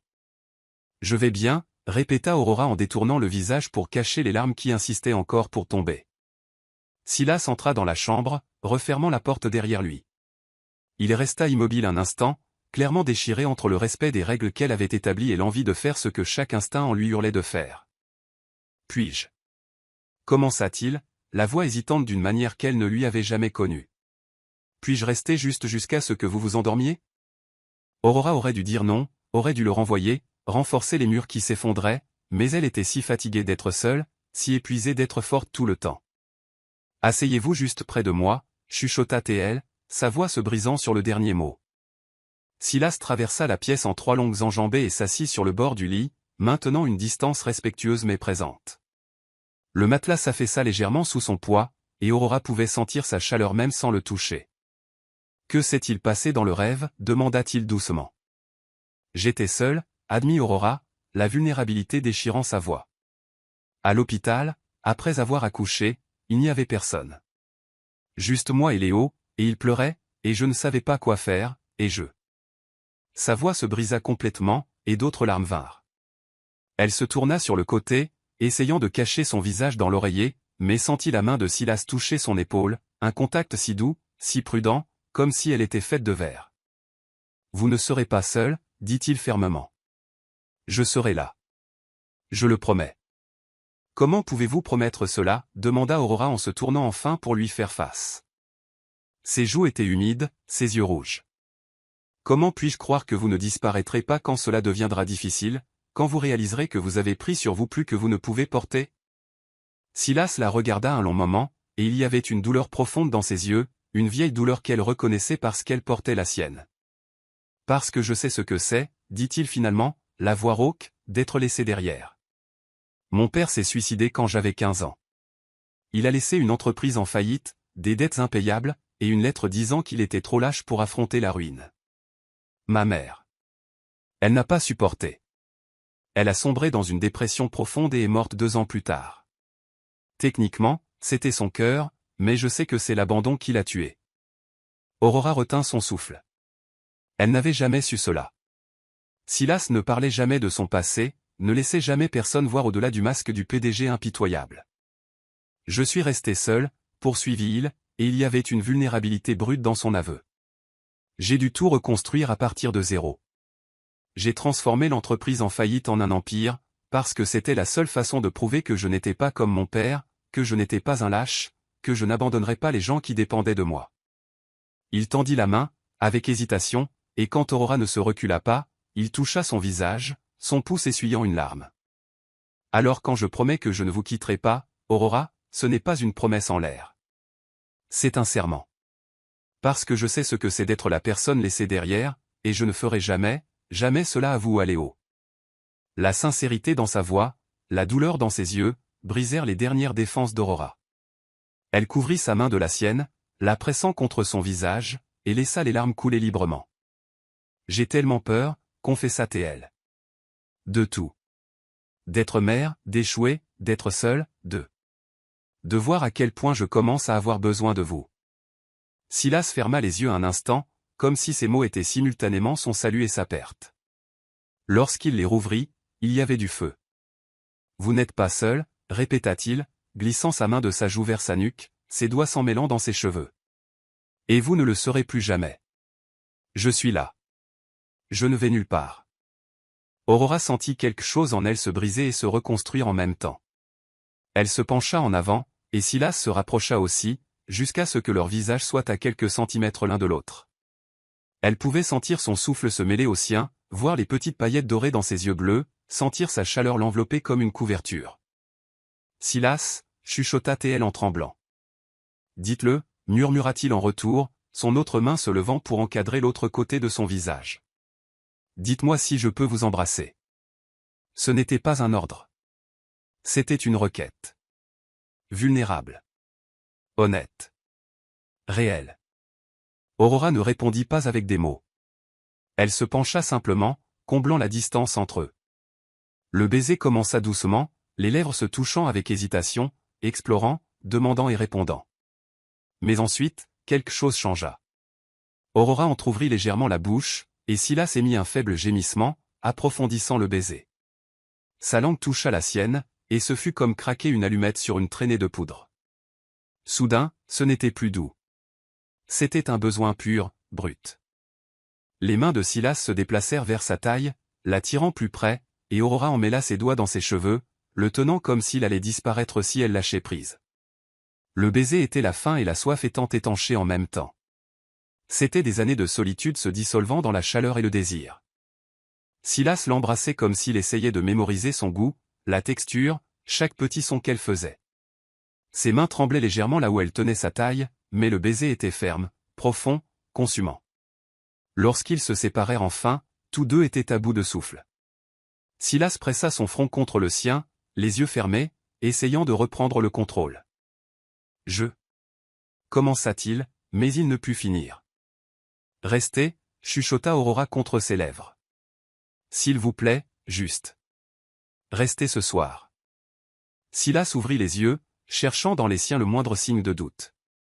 Mais tout ce qu'il vit fut le même besoin qu'il ressentait. Juste pour dormir, dit-il, établissant la limite même si tout en lui hurlait de briser toutes les règles. Je ne vais pas. Pas tant que vous êtes enceinte. Pas comme ça. Juste pour dormir, acquiesça Aurora, bien qu'ils sussent tous deux que ce baiser avait déjà brisé toutes les barrières. Silas s'allongea à côté d'elle, sur les couvertures, et Aurora se tourna vers lui, s'ajustant naturellement contre son corps. Il passa un bras autour d'elle, la tirant contre lui, et elle posa sa tête sur son torse, écoutant le battement fort de son cœur. Merci, chuchota-t-elle dans l'obscurité. Pourquoi, demanda Silas, ses doigts traçant des cercles paresseux sur son dos. D'être resté. De me voir. Pour tout. Il embrassa le sommet de sa tête, un geste si tendre qu'il fit à nouveau brûler ses yeux. Toujours, promit-il. Je resterai toujours. Et pour la première fois depuis des années, Aurora s'endormit en se sentant complètement en sécurité. Elle n'était pas seule, et peut-être, juste peut-être, ne le serait-elle plus jamais.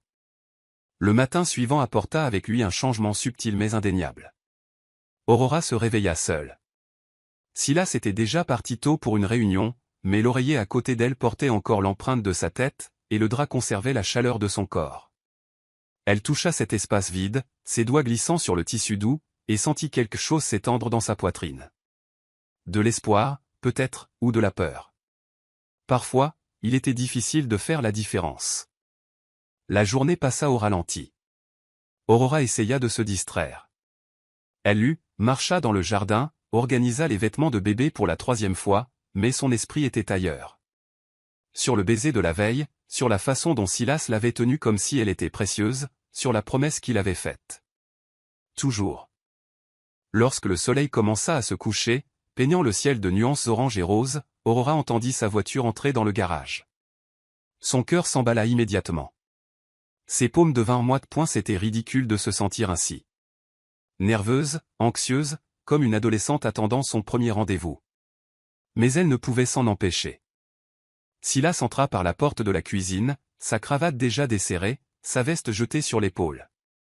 Il s'arrêta en la voyant là, debout près de la fenêtre, la lumière dorée du crépuscule illuminant son profil. Pendant un instant, aucun d'eux ne bougea, ils se regardèrent simplement, et dans ce regard se trouvait tout ce qu'ils ne pouvaient pas dire à haute voix. « Salut », dit finalement Aurora, sa voix sortant plus douce que prévu.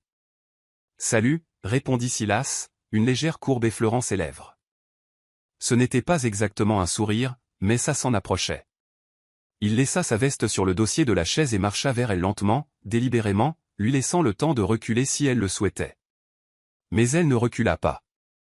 Lorsqu'il s'arrêta devant elle, si proche qu'elle pouvait sentir le parfum boisé qu'il portait, il leva la main et toucha son visage, un geste qui devenait familier, intime.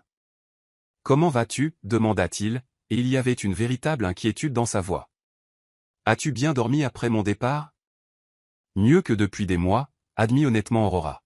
« Et toi ?»« J'ai pensé à toi toute la journée » avoua Silas sans hésitation, son pouce traçant la ligne de sa mâchoire. « À la façon dont tu étais dans mes bras, à ce que c'était que de t'embrasser, à quel point je voulais rentrer à la maison. » Le cœur d'Aurora s'accéléra.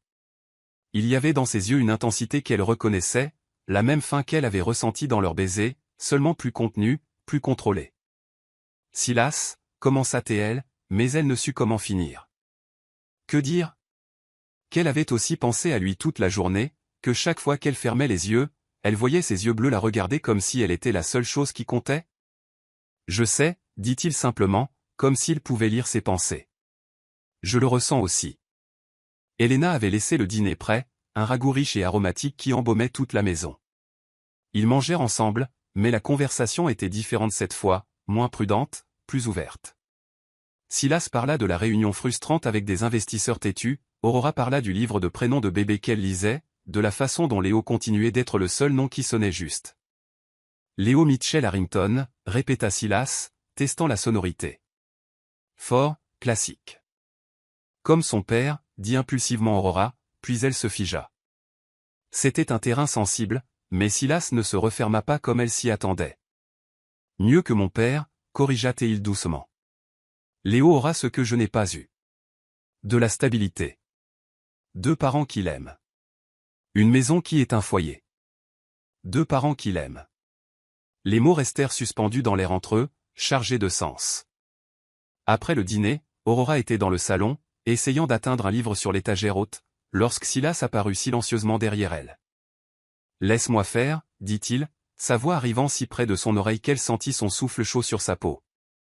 Mais lorsqu'elle se tourna pour le remercier, elle réalisa à quel point ils étaient proches. Son corps la piégeait pratiquement contre la bibliothèque, et il y avait quelque chose de différent dans ses yeux. Quelque chose de plus sombre, de plus intense. « Aurora, dit-il, la voix rauque. Si tu ne veux pas de ça, tu dois me le dire maintenant, parce que je suis à ma limite. » Limite de quoi, demanda-t-elle, bien qu'elle connût déjà la réponse. De ma maîtrise de soi, admit Silas, ses mains se levant pour reposer sur l'étagère de chaque côté d'elle, l'emprisonnant sans la toucher. J'ai promis de respecter les règles, promis d'y aller doucement, mais après la nuit dernière, après t'avoir eu dans mes bras, t'avoir senti, t'avoir embrassé. Il ferma les yeux, la mâchoire tendue. Je te veux, avoua-t-il crûment et honnêtement, d'une manière dont je n'ai jamais voulu personne, et ça me tue de garder mes distances. Aurora sentit le désir parcourir son corps comme une décharge électrique. Elle devrait être raisonnable, devrait se rappeler qu'elle était enceinte de 9 mois, que ce mariage avait commencé comme un arrangement, qu'il y avait tant de raisons d'y aller doucement. Mais à ce moment-là, rien de tout cela ne comptait. Alors ne le fais pas, chuchota Théel. Les yeux de Silas s'ouvrirent, sombres de désir et de surprise. Es-tu sûr, demanda-t-il, lui donnant une dernière chance de reculer. En réponse, Aurora prit son visage entre ses mains et l'attira dans un baiser. Ce n'était pas doux ou hésitant comme le premier. C'était du feu pur. Langues se rencontrant, dents s'effleurant, lèvres, mains agrippant, tirant, pétrissant. Silas grogna contre sa bouche, ses mains la touchant enfin, glissant le long de sa taille, ses hanches la tirant aussi près que le ventre entre eux le permettait. Il l'embrassa comme un homme affamé enfin autorisé à goûter un festin. La chambre, réussit à dire Aurora entre 2 baisers, emmène-moi dans la chambre. Silas n'eut pas besoin qu'on le lui dise 2 fois. Il la souleva dans ses bras, doux mais fermes, et Aurora enroula ses bras autour de son cou alors qu'il montait les escaliers. Elle embrassa son cou, sa mâchoire, sentant son pouce accélérer contre ses lèvres. Lorsqu'ils entrèrent dans sa chambre, pas la sienne à elle, mais la sienne à lui, il la déposa sur le lit avec un soin révérencieux. Une douce lumière de lune entrait par la fenêtre, baignant tout d'argent et d'ombre. Dehors, il commença à pleuvoir, une pluie douce qui tambourinait sur la vitre comme une mélodie intime. Silas resta debout un instant, la regardant simplement. Aurora pouvait voir le désir dans ses yeux, mais il y avait aussi de la tendresse, de l'adoration, comme si elle était quelque chose de sacré. « Tu es belle, dit-il, la voix épaisse. Si incroyablement belle. » Aurora sentit ses joues rougir. Elle ne se sentait pas belle, pas enceinte de 9 mois avec son corps enflé et maladroit, mais la façon dont il la regardait lui faisait y croire. Silas s'agenouilla sur le lit, rampant vers elle avec une grâce féline. Ses mains touchèrent d'abord son visage, puis glissèrent sur ses épaules, ses bras, comme s'il mémorisait chaque centimètre. Doucement, chuchota Aurora, bien qu'elle ne sût pas si elle le demandait à lui ou à elle-même. Doucement, acquiesça Silas, se penchant pour l'embrasser à nouveau. Cette fois, c'était plus doux, plus profond. Un baiser qui disait « Je te vois, je te connais, je te veux exactement tel que tu es ». Ses mains trouvèrent l'ourlet de sa blouse et s'arrêtèrent, ses yeux cherchant la permission. Aurora hocha la tête, et il l'enleva avec un soin infini, révélant le caraco en dessous. Elle se sentait vulnérable ainsi, exposée, mais Silas inclina la tête et embrassa ses épaules, la courbe de son cou, la ligne de sa clavicule. « Parfaite, murmura-t-il entre 2 baisers, tu es absolument parfaite. » Ses mains glissèrent vers son ventre rond, s'y posant avec révérence. Aurora sentit Léo donner un coup de pied, et Silas sourit, un vrai sourire complet qui transforma tout son visage. « Il sait, dit Silas doucement, Il sait que je suis là. Puis il se pencha et embrassa son ventre, de doux baisers révérencieux qui firent brûler les yeux d'Aurora de larmes d'émotion. Je promets, chuchota Théil contre sa peau, de te protéger, de t'aimer, d'être le père que tu mérites. Aurora passa ses doigts dans ses cheveux, sentant quelque chose de profond et d'écrasant inonder sa poitrine. Ce n'était pas juste du désir, c'était plus, bien plus. Silas, appela Théil doucement, et lorsqu'il leva les yeux, il vit ses larmes. Viens ici. Il remonta, s'allongeant à côté d'elle, et Aurora se tourna pour lui faire face. Ses doigts commencèrent à déboutonner sa chemise, un bouton à la fois, révélant une peau bronzée, des muscles définis, de petites cicatrices qui racontaient des histoires qu'il n'avait jamais partagées. Elle toucha sa poitrine, sentant son cœur battre fort et vite sous sa paume. « Tu es beau aussi, dit-elle honnêtement. » Silas prit sa main et la porta à ses lèvres, embrassant chaque doigt, chaque jointure. « Je promets de te faire oublier tout ce qui t'a blessé, » jura Théil, ses yeux brûlant dans les siens.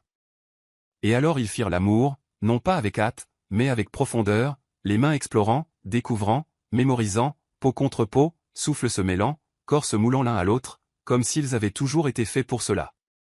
Silas touchait Aurora comme si elle était faite de verre précieux, doux, mais avec une passion contenue qui la faisait trembler. Et elle le touchait en retour, découvrant ce qui le faisait gémir, ce qui lui faisait fermer les yeux, ce qui lui faisait chuchoter son nom comme une prière. Ce n'était pas parfait. Le ventre entre eux rendait certains mouvements maladroits, et ils riaient doucement lorsqu'ils devaient ajuster leur position. Mais c'était réel, c'était intime, c'était de l'amour, même si aucun d'eux n'était encore prêt à le nommer ainsi.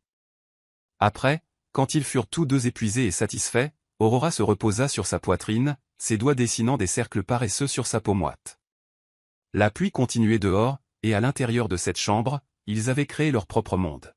« Est-ce que ça change tout ?» demanda doucement Aurora, faisant écho à ses propres mots d'il y a quelques semaines. Silas la serra plus fort, embrassant le sommet de sa tête. « Non, » répondit-il, la voix rauque et satisfaite. « Cela révèle tout ce qui a toujours été là.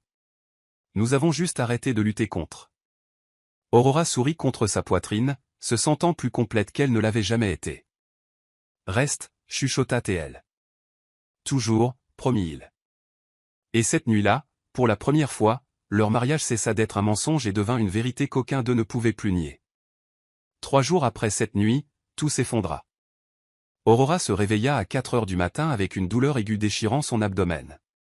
Ce n'étaient pas les crampes normales qu'elle avait ressenties. Ces tiraillements occasionnels, avait dit le médecin, étaient des contractions d'entraînement. Ceci était différent, plus profond, plus urgent, comme si quelque chose n'allait profondément pas. Elle essaya de s'asseoir, mais une autre vague de douleur la frappa si intensément qu'elle dut se mordre la lèvre pour ne pas crier. Ses mains allèrent instinctivement vers son ventre, et c'est là qu'elle le sentit ou plutôt, ne le sentit pas. Léo ne bougeait pas. La panique monta dans sa gorge comme de l'eau bouillante. « Silas » appela Théil, sa voix sortant étranglée. « Silas !» Il se réveilla instantanément, sa main la cherchant déjà dans l'obscurité. « Qu'est-ce qu'il y a ? » « Aurora, qu'est-ce ? » « Quelque chose ne va pas, » réussit-elle à dire, et puis une autre contraction la frappa, si forte qu'elle se plia en deux, un cri s'échappant avant qu'elle ne puisse le contenir. Le bébé. Léo ne bouge pas, et je. Mon Dieu, ça fait si mal. Silas était déjà hors du lit, allumant les lumières, attrapant son téléphone.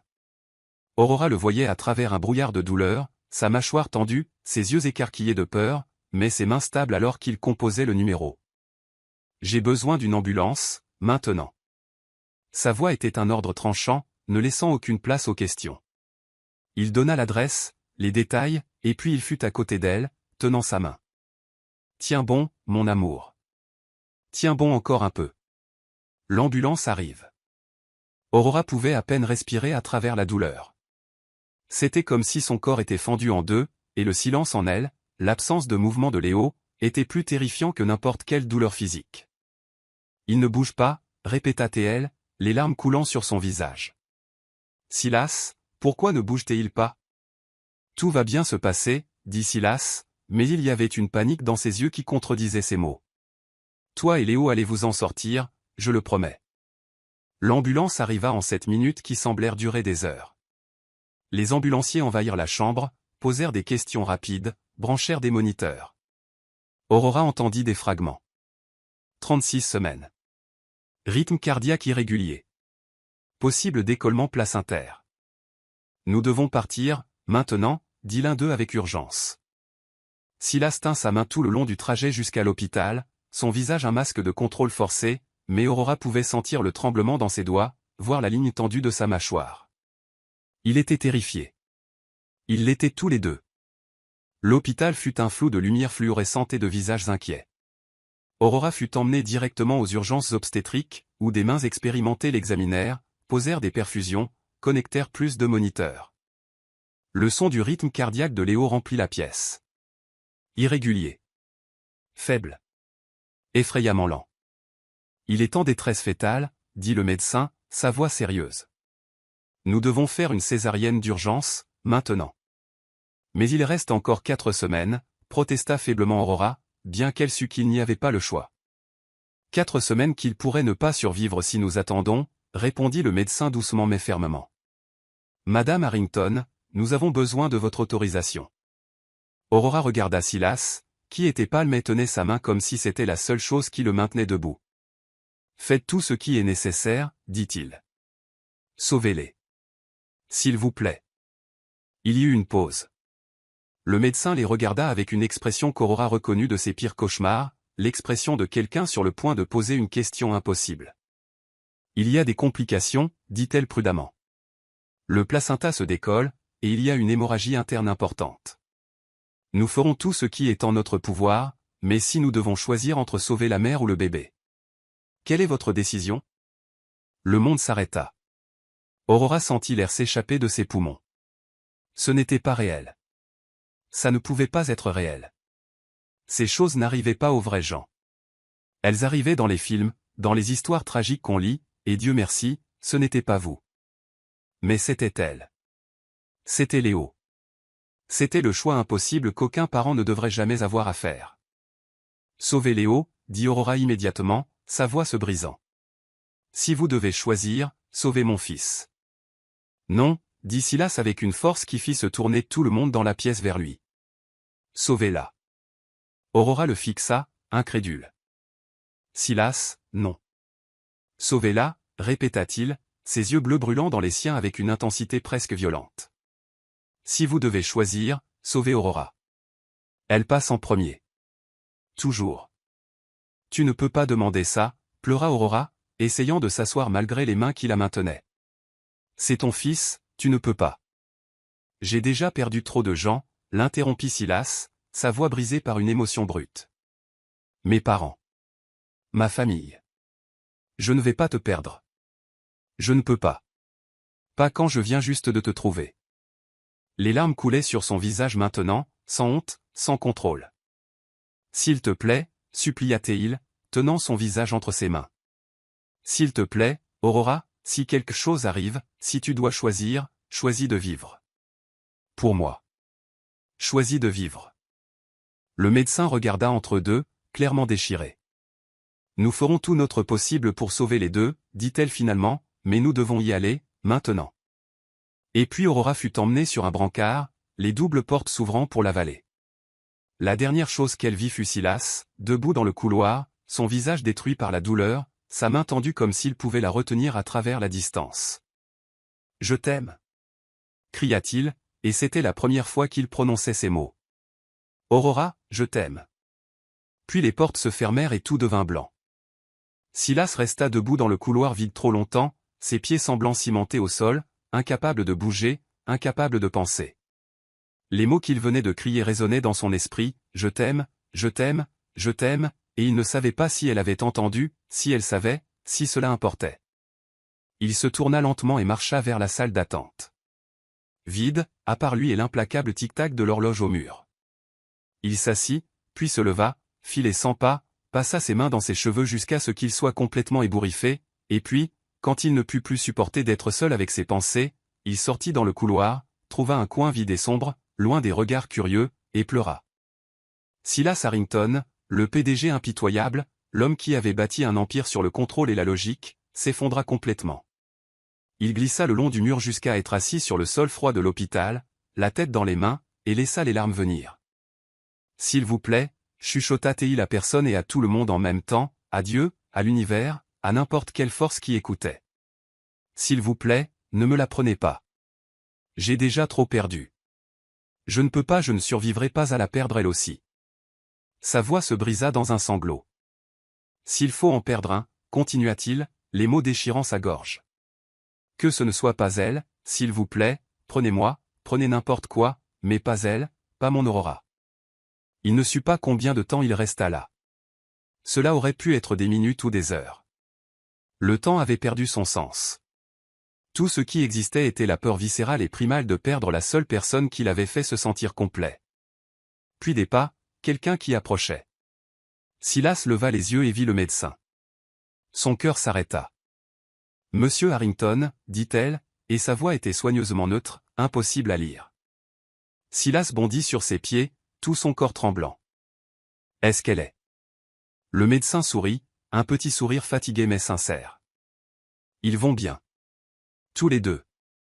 C'était difficile, et il y a eu des moments où. Mais ils vont bien. Aurora est en salle de réveil, et Léo est aux soins intensifs néonatal. Il est petit, prématuré, mais fort. Les poumons fonctionnent bien. Il devra rester quelques semaines, mais le pronostic est excellent. » Silas sentit ses jambes se dérober. Il dut s'appuyer contre le mur pour ne pas tomber. « Puis-je la voir ?» réussit-il à demander. « Dans quelques minutes. Elle est encore sous les effets de l'anesthésie, mais elle se réveille, et Léo. Voulez-vous rencontrer votre fils ? Votre fils. » Les mots le frappèrent comme un train. Il avait un fils. Un fils qu'il avait failli perdre. Un fils qui maintenant respirait, se battait, vivait. « Oui, » dit Silas, la voix épaisse. « S'il vous plaît. » Les soins intensifs néonatals étaient un lieu de lumière douce et de bips électroniques. De minuscules bébés dormaient dans des couveuses, reliées à des fils et des tubes. Et là, dans la troisième couveuse à gauche, il y avait Léo. Il était si petit. Si parfaitement, effrayamment petit. Ses petits yeux étaient fermés, sa peau rose et délicate, ses doigts minuscules fermés en poings minuscules. Un petit tube à oxygène était dans son nez, et des moniteurs bipaient doucement, suivant chaque battement de son cœur précieux. Silas s'approcha de la couveuse à pas hésitants. L'infirmière lui montra où il pouvait toucher, à travers les ouvertures latérales de la couveuse, et avec des mains tremblant violemment, Silas tendit la main vers son fils. Lorsque ses doigts touchèrent la peau douce de Léo, lorsqu'il sentit la chaleur de ce corps minuscule, quelque chose en lui se brisa et se reconstruisit simultanément. « Salut » chuchota Théil, sa voix épaisse d'émotion. « Salut, petit, c'est moi, ton papa. » Léo bougea légèrement au son de sa voix, un petit mouvement qui fit exploser le cœur de Silas. « Tu es si fort » continua Silas, des larmes silencieuses coulant sur son visage. « Tu t'es tellement battu pour arriver ici, et je promets que je serai là pour toujours. Je te protégerai, je t'apprendrai, je t'aimerai de toutes les façons dont mon père n'a pas su m'aimer. » Il toucha la petite main de Léo, et à sa surprise et sa joie absolue, les doigts minuscules se refermèrent autour de son index. Une poigne si petite, mais tenant tout l'avenir de Silas. « Je ne te faillirai plus jamais, » jura Silas. « Ni à ta mère. Plus jamais. » Après un temps infini, il fut emmené en salle de réveil où Aurora s'éveillait. Elle était encore pâle, avec des tubes et des moniteurs connectés, mais lorsque ses yeux s'ouvrirent et trouvèrent les siens, Silas sentit son monde se réaligner. « Léo » chuchota Théil, la voix rauque. « Il va bien » dit Silas immédiatement, se précipitant à son côté et prenant sa main. « Il est vivant, petit, mais fort. Il est parfait, Aurora. Notre fils est parfait. » Des larmes de soulagement coulèrent des coins de ses yeux. « Tu as dit. » Dans le couloir, avant que les portes ne se ferment.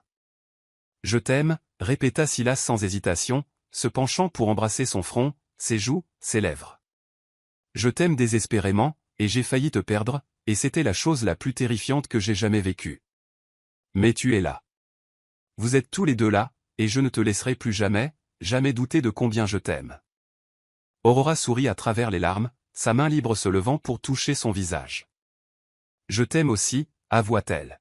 « Je crois que je t'aime depuis ce premier entretien, quand tu me regardais comme si j'étais un puzzle impossible à résoudre. Silas rit, un son humide et brisé, pressant son front contre le sien. Tu es toujours un puzzle, dit-il. Mais tu es mon puzzle, ma femme, ma famille. Et là, dans cette chambre d'hôpital pleine de moniteurs et d'espoir renouvelés, ils se firent une promesse silencieuse. Ils ne seraient plus jamais seuls. Ils n'auraient plus jamais peur. Parce que maintenant ils savaient l'un l'autre. Et ils avaient Léo. Et c'était tout. 6 semaines plus tard, Aurora se tenait devant le miroir de la chambre, ajustant la robe simple couleur ivoire qu'elle avait choisie. Rien d'élaboré, rien d'extravagant, juste une robe qui la faisait se sentir belle. Son corps se remettait encore de l'accouchement, mais elle était plus forte maintenant, plus entière.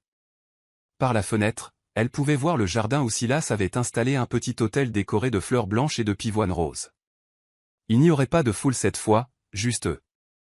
Léo dormant paisiblement dans sa poussette, et quelques personnes qui comptaient vraiment.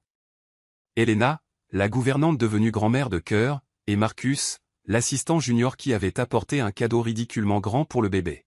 « Tu es belle. » Aurora se tourna et trouva Silas debout dans l'encadrement de la porte. Il portait un simple costume bleu marine, sans cravate, la chemise blanche ouverte au col.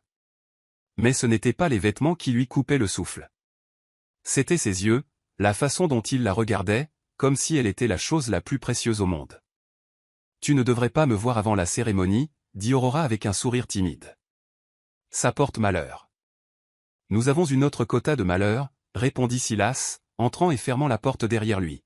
« Maintenant, il ne nous reste que la bonne partie. » Il s'approcha, ses mains trouvant sa taille, l'attirant doucement contre lui. Aurora se blottit contre lui naturellement, comme s'ils avaient été faits pour cela. Nerveuse, demanda-t-il doucement. Un peu, admit-elle. C'est étrange d'épouser quelqu'un pour la deuxième fois. Ce n'est pas la deuxième fois, corrigea Silas, touchant son visage avec tendresse. La première ne comptait pas. C'était un contrat. Du papier signé par peur et obligation. Il prit sa main gauche, où se trouvait encore la bague originale, froide, pratique, sans histoire. Aujourd'hui, continua-t-il en faisant glisser la vieille bague et en la remplaçant par une nouvelle, brillante, avec de petits diamants incrustés. Aujourd'hui, il s'agit d'amour, de choix, de promettre, pour de vrai cette fois, de passer le reste de ma vie à tes côtés. Aurora regarda la nouvelle bague, les larmes commençant déjà à brouiller sa vision. Silas.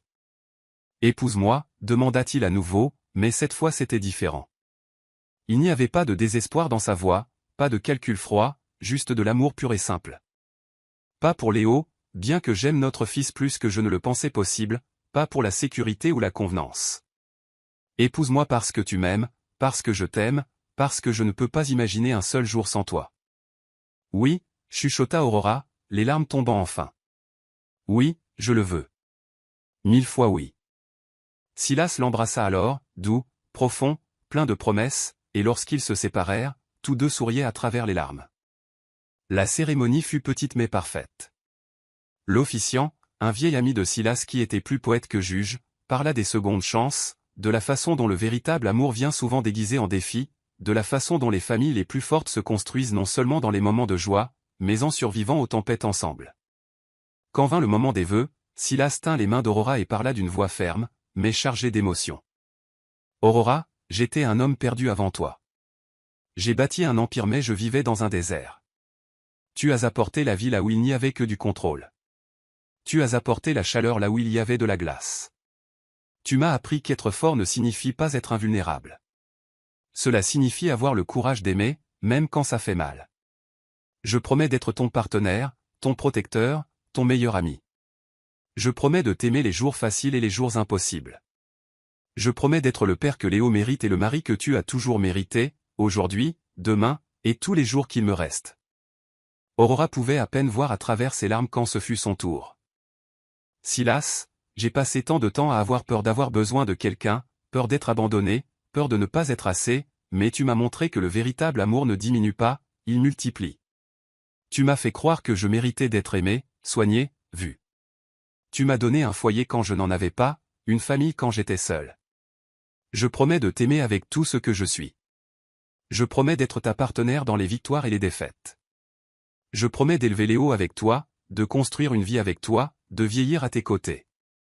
Tu es mon inattendu, mon impossible, mon toujours. Il n'y avait pas un œil sec lorsqu'ils échangèrent les alliances.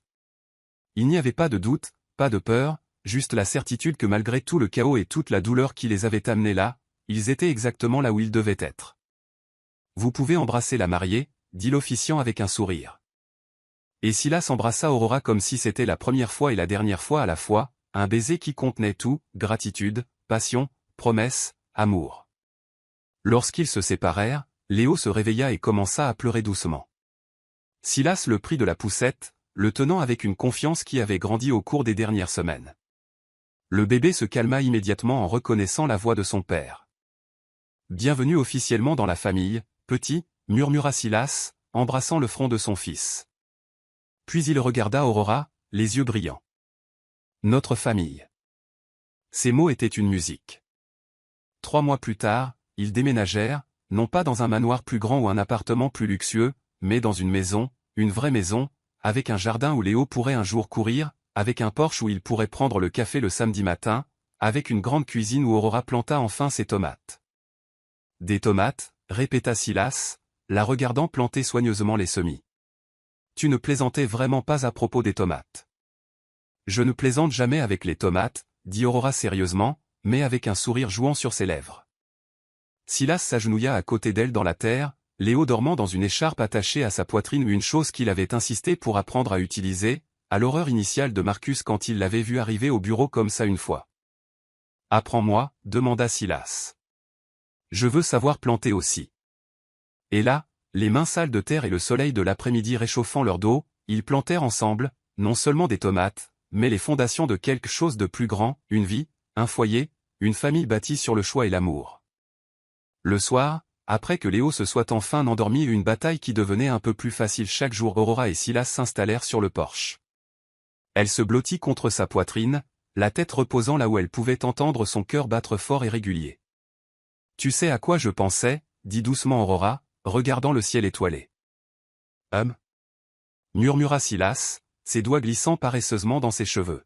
« Que j'ai passé tant de temps à chercher un endroit où appartenir, à essayer de construire un foyer seul.